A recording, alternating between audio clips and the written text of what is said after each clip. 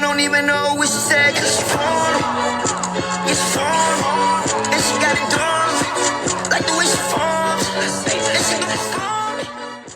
Hello, everyone, and welcome back to the Big Blue Nation Insider Podcast on the All Sports Focus Network. I'm back here with my co-host, Ryan. Ryan, say what's up. What's up, everybody? And we are joined here by a very special guest who's been on here a couple times, our very own dad, Cliff. Say hello. Hello. So if you obviously don't know, we're on the Big Blue Nation Insider Podcast, and the whole reason why we are Kentucky fans is this man sitting right here in between us, as he's wearing a Northern Arizona shirt. He was born and raised there. He is a blue blood through and through, and he turned and passed that down to the rest of us. And obviously, our old sister's at Kentucky. Went to Kentucky, and now is a nurse there. So obviously, we are a Kentucky family as just full as it gets. So we're going to be talking Kentucky basketball today. Obviously, just had a huge win over Tennessee. The Denim game, the Denim night came back. The jerseys were absolutely beautiful. I hope they wear them a couple more times this season. And I'm begging that they bring back the road denim jerseys, the blue ones, because I think the blue ones are even cooler than the white ones. But that's a topic for another day. But the big reason why we brought our dad on today is because he was, of course, the only Kentucky fan alive when that Denim team won the 96 national championship with Mark Pope. So, Dad, what were your thoughts around this game? Obviously, with the whole 96 team being there, the Denim jersey coming back, Mark Pope was obviously the captain, all that stuff. So what were your thoughts? Well, it was that team and that time that I was there. I had just come back from serving in the military. I had just moved back to Lexington.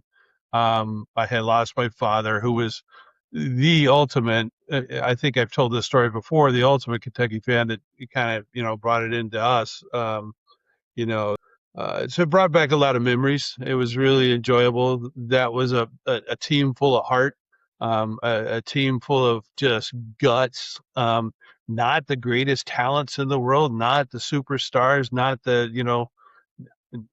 no NIL money, no none of that stuff. They just played because they wanted to be there, and so, it brought back some really neat memories for me. I told the boys a story that the last time I was there, and I was holding this up a little bit ago too, just to show the boys that, I was there on their senior night, and I was at the game on their senior night, and I told the boys, I get emotional at times on things, and that was the night when they sang "My Old Kentucky Home" on their senior night. I stood there and cried, and I think 35,000 other people did too.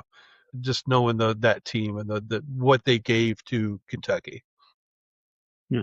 So the real hot topic question here, Dad, though, the Denim jerseys in 96 or the Denim jerseys in 2026?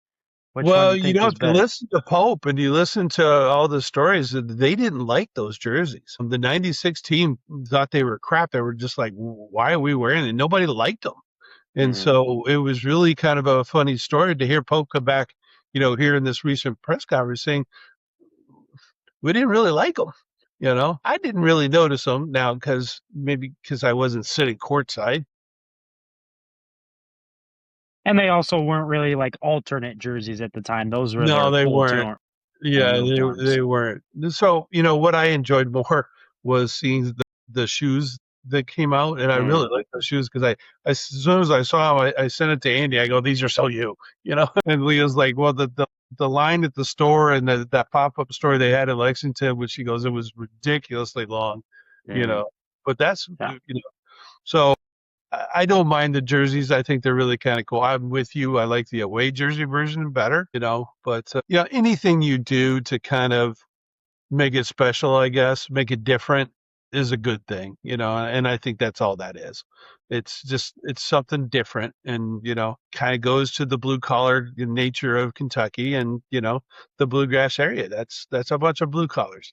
I'm from a blue collar family, farmers and hard workers and that's what most of the people in that area are, unless you're one of the rich ones that own the farms, but that's where the blue blood comes from. Right. So the blue money. So, yeah. All right, Ryan, sorry I've kept you quiet over there, but on the other side, just kind of on the basketball game itself here, Kentucky's won 7 of their last 8. The only game they lost was the ugly game at Vanderbilt. I think 8 of the last 9, actually. 8 of their last 9. Vanderbilt, obviously, ugly game. There was travel issues. They just honestly didn't look like they wanted to be there. And every team in the SEC this year has basically gotten blown out at least once. So that was Kentucky's one blowout loss in the SEC. But the more positive side, I mean, we just swept Kentucky for back-to-back years. We've been Tennessee. I don't know why I said Kentucky. We've swept Tennessee. We're 4-0 over the last 2 years in the regular season. Ryan, what were your just thoughts on this game or when we beat Tennessee? And by the way, before you started talking, who they played us senior night? Tennessee. And they beat them. Sorry, Ryan. I couldn't. No, all good. All good. I think starting out, they played pretty well, I would say, through the first media timeout into probably the second media timeout. So through kind of that first 8 minutes. And then that really just was kind of where all of a sudden Kentucky couldn't really buy a basket and Tennessee couldn't miss. Nate Ament and Gillespie, I forget what his first name is. All of a sudden they couldn't miss from the floor. And I think that's kind of how Tennessee got out to their lead, their 14-point lead going into halftime, was just Kentucky not being able to shoot anything and make it, and then Tennessee hitting everything that they were going for.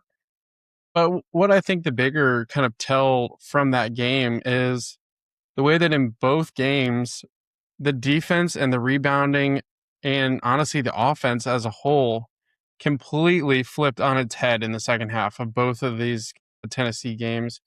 And really, I mean, it was very evident on Saturday with this Tennessee game that the physicality, I mean, at one point, I think they finished, at one point, Tennessee was 2 of 15 from the floor in the second half. And I think they finished 6 of 30 in the second half shooting from the field. So the physicality aspect of it, I think, is what Kentucky has kind of realized that that's what they need to hang their hat on. And really, the Vanderbilt game is the only game in the past probably 4 to 5 weeks that we've seen them get out kind of muscled. And so I think that was really the key in this game, because Tennessee has always prided themselves on being this very rough and physical, and they're going to kind of body check you and try and get away with as much as they can without fouling, and kind of that physicality aspect. And I think Kentucky beat them. We saw guys diving all over the floor for loose balls in the second half that they weren't in the first half. The guys were making cuts. I mean, Otega Owe had a beautiful backdoor cut that Malachi Moreno hit him on in that second half for a dunk. And it was just that movement without the ball. And it just seemed inevitable in the second half that Kentucky was going to come back and take that lead. Oh, fighting through the screens and so forth, just throwing their bodies in hard. I mean, that's the identity I think that they're coming to, which they didn't have early on. And then, earlier in the season, everybody was accusing them of just being total lack of heart and, just no commitment to going hard. But something woke them up. And in this game, it was evident, when they started just throwing bodies around. And, that's the way the college game has become, right? It's really become, full contact. It wasn't that way years ago, but it is now. It's a full contact. I mean, the guys are wearing, football girdles and rib protectors. I mean, it just kind of tells you, what it's coming to. So, yeah. I agree with everything you guys said. I mean, it's been very clear since the last time we had this, our first episode of this podcast was right after they had lost to Missouri at home. They blew that lead. They were 0-2 in SEC play. And me and Ryan were sitting there. We said, this Mississippi State and LSU 2-game stretch, 2 of the weaker teams in the SEC, these were going to make or break the season. If they lost these 2, the season was done. I mean, write it in. You start out 1-3, 0-4 in the SEC, your season's done with. But they come back from down 18 against Mississippi State, get a huge win. Me and Ryan are at the LSU game, and they hit a game winner after being down 18 in that game as well. And it just seemed like since that game winner by Malachi Moreno, that something clicked in this team's head. And it also feels like the coaching staff got unlocked too, because after that game, you started seeing the Mark Pope offense from last year of all these back cuts and these zoom actions and getting these constant open three-pointers, which this Kentucky team, obviously, yes, is not as good as a three-point shooting team as last year. But you give them open looks, they're going to knock them down. Denzel Aberdeen, Colin Chandler, Otega Owe, Cam Williams when he was playing, really all these guys. I mean, it started to just look like Mark Pope's offense again. It started to look like Kentucky again. And this is more credit to Mark Pope than anything, because he could have completely wrote this season in and been like, we've had these injuries, our starting point guards out, our starting centers out, our starting three-man's out, and Cam Williams. I mean, the three highest rated transfers this Kentucky team brought in are all out for the season.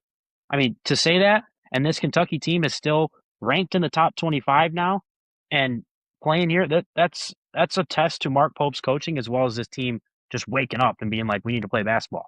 Well, evidently his assistants are really getting in there too, because the one thing I heard is, Kentucky was coming out very slow in first halves, right? I mean, in some of those previous games, all those comeback wins are huge, but they were coming out so slow and they were coming out very sluggish. And the presser that I heard is they restructured everything pregame. Everything that they did, they rechanged the tone, the drills, how they were warming up, everything. They rechanged everything to put some aggressiveness into them in the beginning, right? And I remember that from my coaching days. I had some teams that you couldn't wake them up, if you blasted a horn in their ear. You just but you had to find something, some drill, something that kind of got the blood flowing a little bit more. And I think they found that. So, between the coaching and, the change of routine and you're right, Andy, they found something, right? They found something in each other, which, is evident because the way they talk about each other, I think is pretty neat too. I just think a big part of this came from, for most of the early part of the season, Jelon Lowe was in and out of the lineup. It was kind of a wait and see for Jaden Quaintance. And then he comes back and then he's out a game and then he comes back a couple more and then he's out again. And, obviously Cam Williams was playing consistently through all of the beginning of the season, but Mo Diabate was out for, I think, 7 or 8 games early on in the season. And so I just think there was this constant, okay, we've got a game plan for Jalen Lowe being our point guard, but also we have to prepare for if he's not our point guard, because if he gets hurt again. And same with JQ, I think there was a little bit of game planning, like, okay, if he's playing, then this is what we're going to do. But if he gets hurt, then this is what we're going to have to pivot to. And now over these past 9 or so games that we've been playing so well, who is in the lineup. Who the kind of 9 or 10 guys that are this rotation, they are going to consistently play, and you can game plan for having those 9 or 10 guys. And you don't have to kind of make contingency plans back and forth. You can just say, Denzel Aberdeen's our starting point guard, and here's what we're going to do to get him going. Colin Chandler is going to start at the 2. Otega Owe is going to be out there. Yelovich is going to start this game, or Mo Diabate is going to start this game. You have those plans in place and you can build on those. You don't have to prepare for a best and worst case scenario. Well, they used to have a hit and miss, guys coming in and out, and it was just hit and miss, and there was never any continuity in the lineups on the court in the beginning of the season. It was just clunky everywhere, right? And it couldn't. So now you got this starting team, but if you notice, that starting team is not who's really dominating in the second half. It's that second group that comes off the bench. I heard a commentator say, okay, all right, I know that's a stretch, but I did, one guy. I'll give you one. Yeah. The second group that comes out is probably the best second group out of any colleges coming out onto the court. When that second group comes out, that's a good bunch. That is a good bunch. It's different, right? Yeah. With Brandon Garrison and the energy, and Andrea Yelovich, and Yelovich is a starter now, right? I mean, he's not. He's but in a perfect world, when Mo our comes starting in, lineup, it's different, right? In a perfect world, half of our starting lineup right now was supposed to be our backup lineup. So that's just kind of building up. You guys stole my thunder. This was going to be the next topic. Was talking about the injuries and all that, and the outcomes and everything that's happened, and it's obviously at first it was like, well, first off, let's address the elephant in the room. Let's cancel the blue-white game, okay? The fact that we're still continuing this game, it's one of the stupidest events I've ever watched, because the guys are playing, obviously, but at the same time, they don't want to get hurt, because, like, for this example, this year, they're playing the number 1 team in the country in Purdue in an exhibition a week later. And look what happens. Our starting point guard gets hurt, and then his shoulder keeps getting hurt, and it leads to a season-ending injury. So that first needs to let's just eliminate that. We still have Big Blue Madness. That's what most schools do anyways. They have their kickoff night and boom, keep it at that. But I think the big things were just the emergence of these players that stepped in their absence. I mean, Denzel Aberdeen came in from Florida, and he was told he was going to be the 2 guard, playing off ball from playing off ball from Jalen Lowe, and that's his best position, obviously by far. It's what he did last year at Florida. But now he's had to step in, and like Ryan said, it's like coming into the game, you are the point guard. It's not like before when Jalen Lowe was in and out of the lineup. It was, hey, you're might play point guard. If Jalen goes down, you're going in. Most of the time, we're preparing for Jalen to be our point guard, but now it's you are the point guard no matter what. You are the PG1. And it's the same for Malachi Moreno. I mean, shout out to him. He has had an unbelievable season. I mean, coming into this year, I project him to be our 3rd-string center behind both JQ and BG. And now he's even getting put in some mock drafts. So NBA scouts, let's relax. Yep. We need Malachi back for a 2nd year, so don't draft him just yet. Yeah, that's my big worry. Yeah, he's got raised up, that he's going to jump. Everybody's talking about him. He's starting to rise up boards. I'm just saying right now, he's not a good player. He's not a good player, okay? Don't draft him. He needs more space. Not yet. Yeah, he's not good yet, okay? But just him being able to step up in the absence of Jaden Quaintance has been huge. I mean, he has been an absolute stud in the middle. I mean, he's starting to more and more get comfortable in that offense. And obviously, we all had this perfect picture of our mind of Amari Williams last year with these crazy passes he was hitting from the top of the key and this offense. And I envisioned an even better offensive and defensive Amari Williams next year from Malachi Moreno, if he comes back for year 2, which I, fingers crossed, hope for. Oh, but obviously, there's been some big wins over this past month and a half period since me and Ryan first recorded this episode. And honestly, in my opinion, none is bigger than the win in Fayetteville against the Arkansas Razorbacks. Against Cal, going into that, nobody thought Kentucky would even stand a chance. Nobody thought that game was going to be close. And they're like, oh, Arkansas is top 15 in the country. Kentucky's, barely coming in. They just got their ass kicked by Vanderbilt 3 days ago. And Kentucky comes in, and from the jump, like Cliff was saying earlier about the quick starts. And that's exactly what they did. They got out early. Then some absolutely terrible officiating hit in the second half. And they battled right back. I mean, they were down 6 because of technicals and a snap of a finger like that. And then 2 minutes later, Kentucky was back up 6. So that just really attests to their mental toughness. But what were your guys' thoughts on that game? Because obviously that was a huge game for all Kentucky fans after Cal came in and beat us last year at Rupp. But I mean, this was just as sweet coming into their own place now and getting the win. Yeah. Well, let's not even talk about the ref, because I mean that was obvious bias, and that guy should be run out of college basketball. But and I hope there was multiple complaints filed on him, because he did I think he covered his ass the next game. He drafted to call a couple of technicals, so it made it look like he does it all the time. But it was pretty strategic efforts on Coach Pub's standpoint. Getting a technical on himself was a really smart move, to show his players his commitment to them, but also it was a protection move so his players didn't think, that they did something wrong, and so it took the doubt out of their head by him stepping up and getting that technical. I mean, it was a hostile crowd. I mean, it's a tight court. They were very, very vocal. They were very, there was a lot of, we called it lipping, but you guys call it something else, or trash talking, whatever. Chirping now, whatever it's called now. So, but, that I think galvanized the team, in my opinion. But when they fought back from that, they went into that locker room. My guess is they went into that locker room and looked at each other and said, we got this. We can do this when we go, because there was no superstar. There was not one answer. I mean, yes, there was a couple key shots and all that kind of stuff. And I still believe in my comment, that second group that comes out, Trent Noah brings something every time he comes. He brings he's not the greatest player. He's not super skilled, not all, but the dude flies and just gets where he needs to get. Yeah, he gets 7 rebounds in the first half in that game.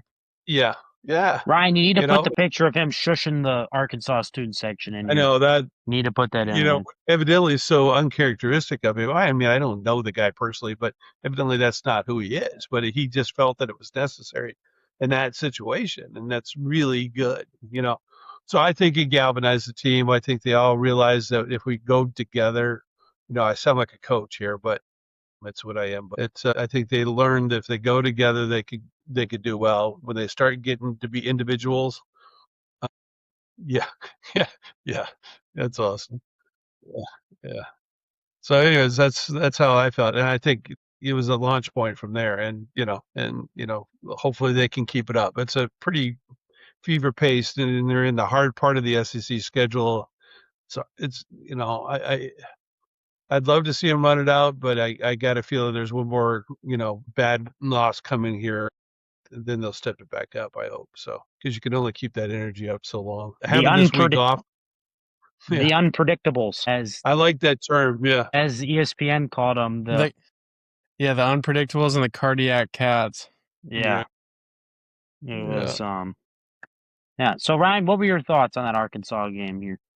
I just think that was a testament to the change in mindset of this team from where we were early on in the season. I mean, I think back to the Gonzaga game, and I really don't want to think about that game too much, but you got in a hole and they just kind of let go of the rope. Versus in this Arkansas game, kind of uncharacteristically, they got out to a 10-point lead at halftime. And like you said, Andy, they get a couple technicals, and then Billy Richmond has that big dunk that gets the crowd going. And now you've got a timeout, and you're looking at the scoreboard saying we're down 6 after we were just up 10.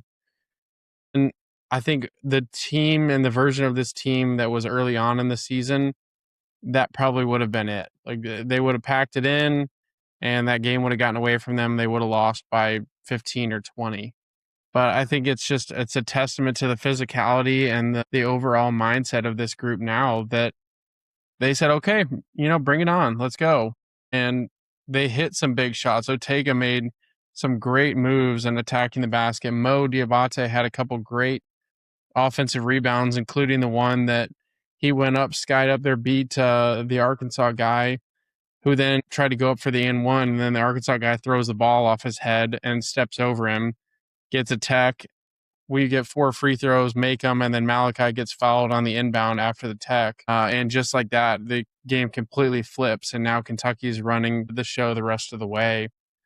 And it was just another example, too, of Captain Clutch with Colin Chandler, that everybody knew we were trying to go to Ortega Owe with a minute and some change left with that possession where Arkansas was kind of making a run to close the game out. And Ortega's covered. You hit Colin Chandler. He goes 75 feet with the basketball, stops on a dime, turns around, hits a little fadeaway jumper from just inside the free throw line, silences the crowd, sends people to the exits early. And that was just a massive, massive shot that then he follows it up, talking about the Tennessee game with his 3. Hey, you have access to my notes, dude. You're stealing all of the things I was going to talk about. You're jumping ahead of me here. Sorry. But I'll let Ryan. Just overall, Go ahead. I just overall, I think I think overall that was a testament to the way that this team has changed their mindset and the mental toughness that they have now to be able to, in that Arkansas game, understanding how big the stakes were with that one, being at Fayetteville after the way last year's game went, to not let go of that rope and to claw all the way back and get that win was just a season-defining win, in my opinion. Well, they got called out earlier, right? I mean, that we talk about the mental toughness and all that kind of stuff. They got called out pretty harshly about lack of mental toughness in the earlier part of the season. So, I mean, there was a gut check or a huevos check, whatever term you want to call it. It came down. I mean, that's the thing about Kentucky basketball is it can get harsh, right? And there's such a high expectation, that they expect, Kentucky fans just expect that you're going to give everything you got. And so they got called out from that. They got called out from ex-players, all those things. So it's really a huge positive that they took all that to heart and really have kind of proven that they can go and do what, is needed. Yeah, I agree with everything. It was just just to touch on what Cliff said there, just absolutely just, I want to just real quick touch on before the last topic. Just unbelievable job this coaching staff has done. I know I already said it once. I'm going to say it again. Just Ryan can attest to this. I was saying some outlandish things about Mark Pope at halftime at LSU when we were down 18 points. And to look at where we're at now, we're on that borderline 6 seed with some chances to move up here. And we got a big game with Florida this Saturday, so really looking forward to that game. It's going to be a tough game. Kentucky's not anywhere near favorited, but should be a very close game. But last topic I want to touch on here, Ryan basically stole my thunder yet again, but is talking about Captain Clutch, the Air Mormon, Colin Chandler. Just an unbelievable season he has had. I mean, he was unbelievable. Kind of hit a little bit of a slump in that kind of Michigan State, North Carolina, Gonzaga game stretch. Just kind of hit a slump and then really kicked it into gear in SEC play. And he has hit some big time shots. Captain Clutch, hence the nickname, with the big shot at Arkansas, the steal at Tennessee, the throw at LSU, the pass at LSU, the 3-pointer, the step back 3-pointer against Ole Miss to ice that game, and then the 3-pointer, the go ahead 3-pointer against Tennessee. I mean, it just seems like when everybody's eyes are locked on Otega Oweh and that he is going to make a play, Colin Chandler says, hold up, I got this, and makes an unbelievable play time and time again. So that, I think, like we've said this whole entire episode, that attests to everything this Kentucky team has shown. Colin Chandler could have, his minutes started to dwindle a little bit. He could have just, like Ryan said, the analogy, just let go of the rope and been like, all right, that's it. But he battled, he continued to work, and now look where he is. I mean, he's a starter, and he's playing some unbelievable basketball. So I'm really looking forward to what he can do the rest of the season. I'm really looking forward to what this entire team does the rest of the season. But we're going to hop into here for this last 10 minutes of the episode, just talking about the whole landscape of college basketball, as this is the Big Blue Nation Insider. The main focus is Kentucky. We still want to focus on the rest of college basketball, still touching on those. So obviously the big story around all of college basketball has been Charles Bediako for Alabama, the center Bediako that came back from the G League. He is no longer eligible. The NCAA denied it, which was the correct ruling, because if they would have approved that, oh my gosh, college basketball would have just turned into another glorified G League. So thank goodness they denied that. But now raises a whole bunch of questions of, does the NCAA look at Alabama's wins in that time and be like, we're not gonna account for these. You're playing with an ineligible player, because they were playing with him through a restraining order because the NCAA said no in the first place.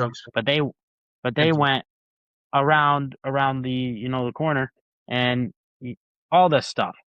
Ryan, just what were they did? John Rothstein did say that the selection committee is going to be evaluating Alabama only in games that they have the roster that will be available for March. So the way that I take that is that those 5 games that he played, they are not going to look at that. I wonder if they start not counting those quad 1 or 2 wins towards their net ranking.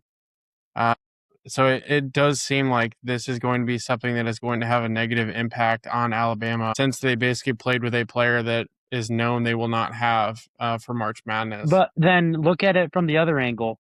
Texas A&M's coach today, Bucky McMillan, was like, what about us? What about the teams that Alabama played and beat while they had an ineligible player on their team? Like, what about us? Like, Texas A&M's now a game out of first place because of that loss at Alabama. Imagine if that game would have been different. Let's say he wasn't playing and they win that game. I mean, this whole day and age of getting these restraining orders from judges in the state to play is just crap. I mean, we just had our first blog. I think if you're going to try to go to court, you should have to go wherever the NCAA is based. You should have to go to a court in that state. I don't know where. Is it Indianapolis? Is that where it is? Yeah, it's Indianapolis. Yep. So then I think you should have to go to a court in Indianapolis and argue against the NCAA if you want one of these temporary restraining orders. Well, how in well order did to he try do? and play. How well did he do in the games that He he did played? I decent. don't He had remember. against Florida. He I didn't think really he do averaged like much, 8 but points. he had some big games against Tennessee and against Texas A&M too. I want to say he had 12 points against Texas A&M, but it's not like he made some out. He averaged Because 10 if points, you're gonna 4.6 do that, rebounds, and 77.3% field goal percentage. yeah. But if you're going to do that, it's about taking the games out that he played in. It's the same thing with the rosters about teams going in with injured players. So does that mean if you got a That's team that has injured players, I it's the same thing, right? yeah. It's there's so many what ifs with this because you can look at it from that angle. But at the same time, like this guy was, when he first said it, the NCAA said no. The NCAA said he is ineligible. He played college. He went to the draft. He foregoed his eligibility. That's it. But then he went to the judge to get this restraining order. So that's my Injunction. whole thing. My whole thing is with that is just it needs to eliminate that whole step of the process. If the NCAA says Yeah. no in the first place, it's no. That is the final ruling. There isn't all these hearings and all this stuff. It needs to just be no, and just that's that. There's Well, You no get a need for ruling, you get to this, appeal it. If you lose the appeal, you're done. but this is the problem with the NCAA is losing all clout. It's the same problem in college football. They've lost control. They don't have control. They don't have any clout anymore. Nobody cares. Their enforcement capabilities that they used to have were all based on taking payments and getting things that you shouldn't get and all that. That's how. But now with NIL and everything else, And they would pull scholarships and and they would stuff. pull scholarships. They have no control anymore.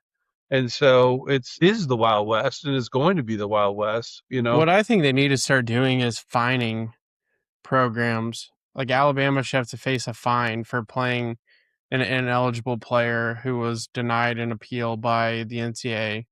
They should fine some of these teams that are trying to appeal. Like if you lose the case, then you should have to pay a fine, because in the same sense that if the NFL or MLB team you played an ineligible a player who you weren't legally allowed to play, then you are going to pay a serious fine. You're going to forfeit games.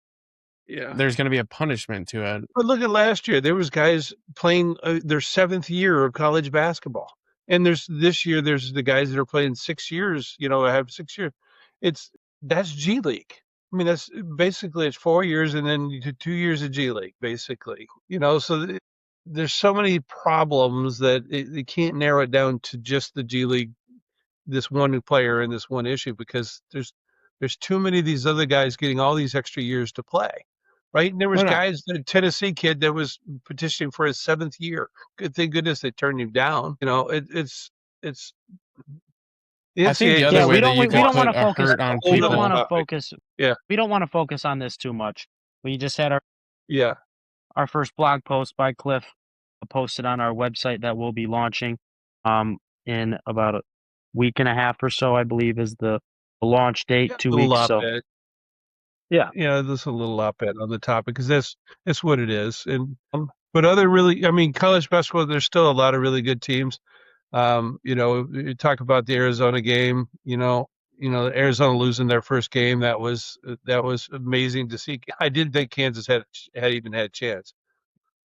So there's a lot of really good teams, with the spread of money and so forth. That is, this parity, semi-parity, is quite evident this year because there's 20 teams that can win the NCAA championship, in my opinion, right now.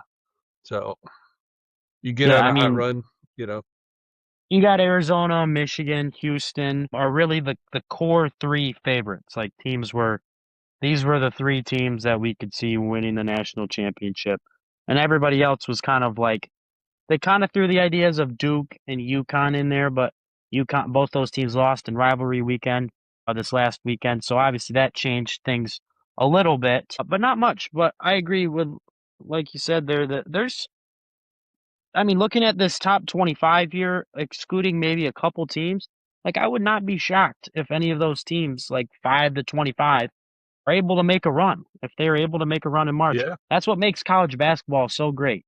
That's what makes March Madness so great, is these Cinderella runs and these teams that, there's obviously these favorites, but maybe Arizona or Michigan or someone like that gets paired up against some crazy 8-9 game like BYU, who's most likely going to be an 8 or 9 seed. Whoever the 1 seed that gets BYU, look out. That is an early upset pick, I am saying right now, because BYU has been in it with these close teams, but they play at the Big 12 when they've got teams like Houston and Arizona and Kansas and Texas Tech. And there's so many good teams in all these conferences, like Kentucky. They're a 6 or a 7 seed. There's just all these things. So it's like it's gonna be great to watch. That's why March Madness is the best. You guys have anything left to say? Obviously, we went down the topic. Well, I wanted to just.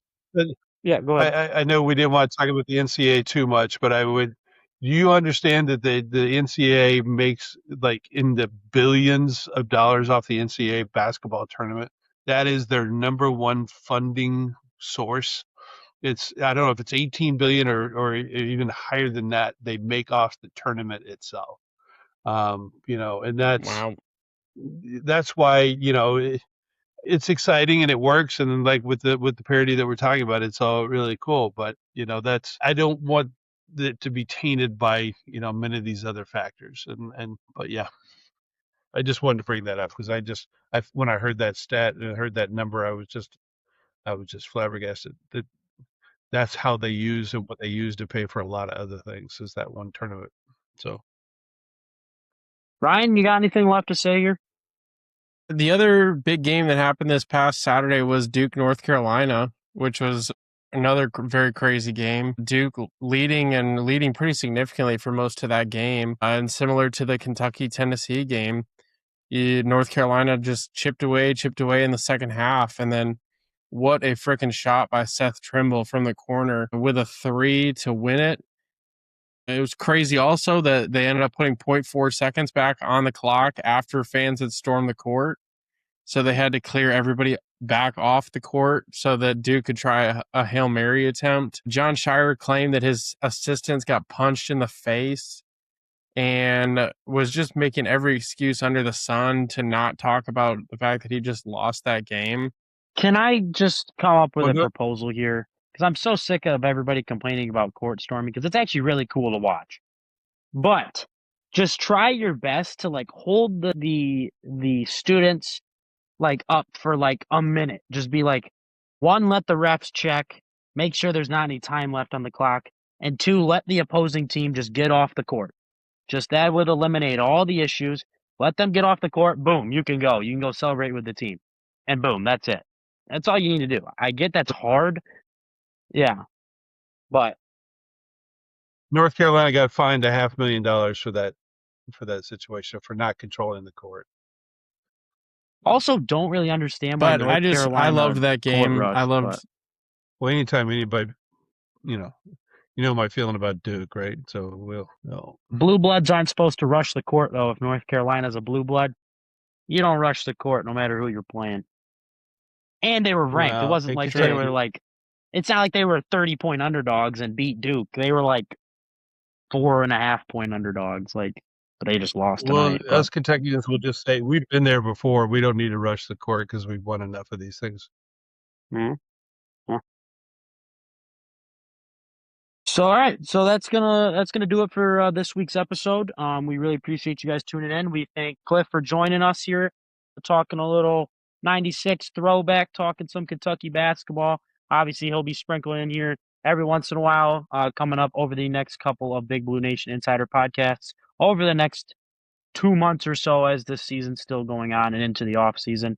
We're really looking forward here to the next couple of weeks with a Frozen Focus episode coming out later this week.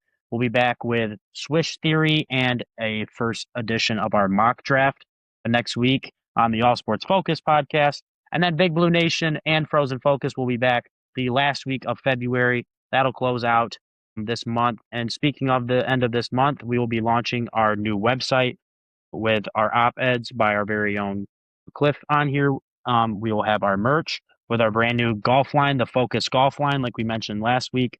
We will have quarter zips, polos, hats, golf towel, all that stuff, all on one main site. It'll be nice and easy to find. We'll have merch. We'll have op-eds. We'll have the schedule for the upcoming month. So we're going to have everything on this one little link for you guys.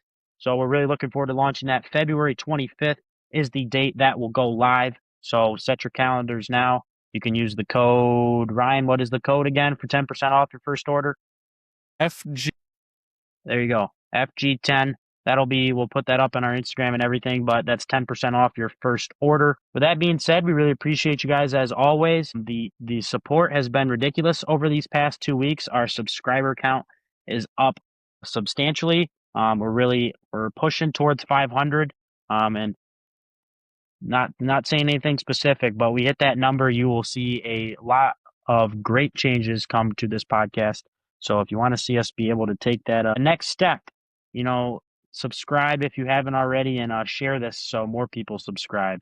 So, Ryan, Cliff, you guys got any final touches here before we wrap this up? Go Cats. All right. We appreciate you guys. Big Blue. Go Big Blue, and we will see you guys in the next one.